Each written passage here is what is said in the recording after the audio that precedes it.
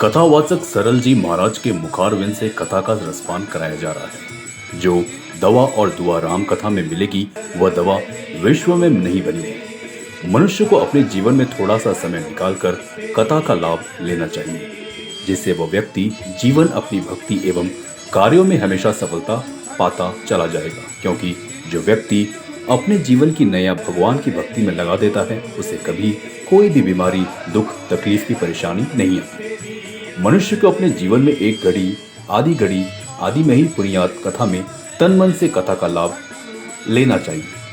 वह जीवन में तूफानों का भी सामना कर जाएगा। इंसान को कथा के समय रसपान करते समय अपने मन कथा में ही रखना चाहिए।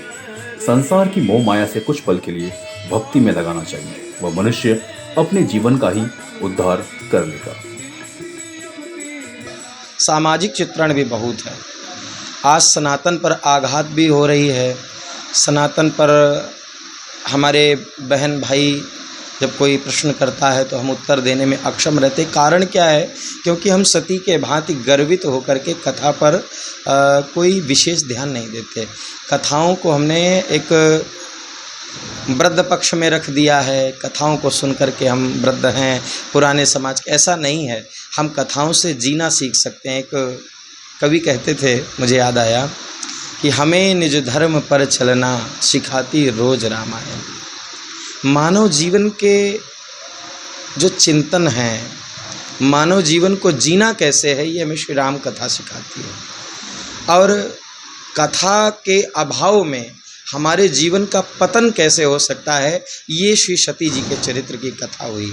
और इसी का आज विशेष संदर्भ में चित्रण हुआ है, इसी का कथा का। भागवत कथा का मेन उद्देश्य क्या है? भागवत या श्री राम कथा? राम कथा। अच्छा, देखिए, भागवत हो या राम कथा, दोनों ही के बहुत छोटे उद्देश्य हैं। संत कहते हैं कि भागवत हमें मरना सिखाती है और कथा हमें जीना सिखाती है, श्री राम कथा। राम कथा का केवल और केवल उद्देश्य ये है कि आज हमारी समाज जो पथ से, सनातन पथ से, संस्कार पथ से, संस्कृति पथ से हटी हुई है ना, तो ये हम किसी तरीके से सनातन संस्कृति में पुनः धारण कर सकें, उनको वापस ला सकें। यही हमारा सनातन का और श्री राम कथा, भागवत कथा जैसे धार्मिक कार्यों का मुख्य उद्देश्य है।